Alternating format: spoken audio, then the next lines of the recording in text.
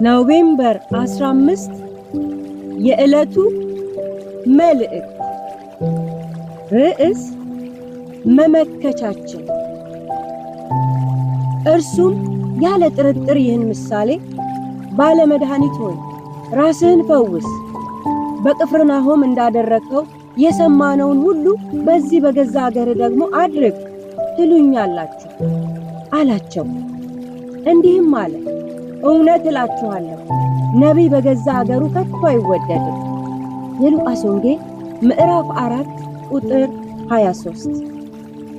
የክርስትና ሕይወትና አገልግሎት ብዙ ተቃውሞዎች የሚበዙበት መስመር ነው። ምክንያቱ ደግሞ ክርስትና እውነታ ሳይሆን ቀርቶ ሳይሆን ይህንን እውነት የሚቃወሙ ከብርሃን ይልቅ የጨለማን ሐሳብ የሚወዱ ሰዎች በመኖራቸው። እንደዚህም ብዙ ተግዳሮቶች ቢገጥሙትም የክርስትና መስራቹ የሆነው ጌታችን ኢየሱስ ክርስቶስ የገሃነም ደጆች አይችሏትም በማለት ስለ ቤተ ክርስቲያኑ ስለተናገረላት እስከ ዛሬ መድረስ ችላለች፣ ወደፊትም ትቀጥላለች። በክርስትናችሁ ተቃውሞ በዝቶባችኋል?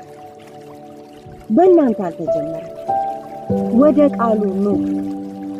ብዙ መከራ ስለ ስሙ የተቀበሉ አማኞችን ስታዩ ትጽናናላችሁና የኔ መከራ የተለየ ነው እንዳንል ቃሉ ዋቢ ይሆነናል።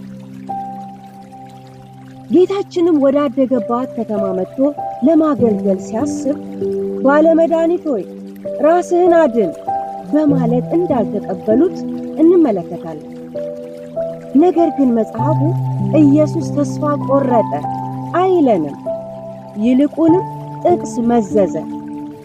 በነቢዩ በኤልያስና በኤልሳዕ ዘመን የነበረውን የሰዎች አለመቀበል በማስታወስ እንዴት ከእግዚአብሔር መልካምነት እንደጎደሉ በማሳየት አሁንም እየሆነ ያለው ተመሳሳይ ነው በማለት መለሰላቸው።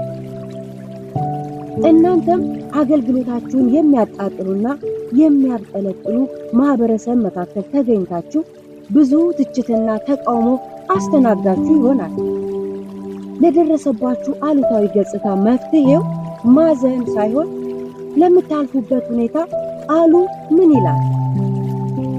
እናንተ የገጠማችሁ አይነት ተመሳሳይ ችግር የገጠማቸውን አገልጋዮች ከመጽሐፉ ፈልጉና አገልግሎታችሁን መክቱ እንጂ አትቆዝሙ።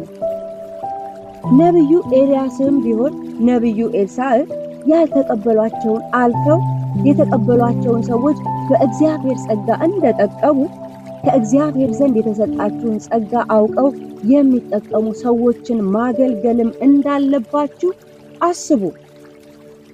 ያልተቀበሉንን ሰዎች ብቻ እያሰብን ትካዜ ውስጥ እንዳንገባ ሚዛን ማስጠበቂያ የሚሆነን ጉዳይ ቢኖር የሚቀበሉንም ሰዎች መኖራቸውን አለመርሳት። ቃሉ ይሁን መመከቻችን።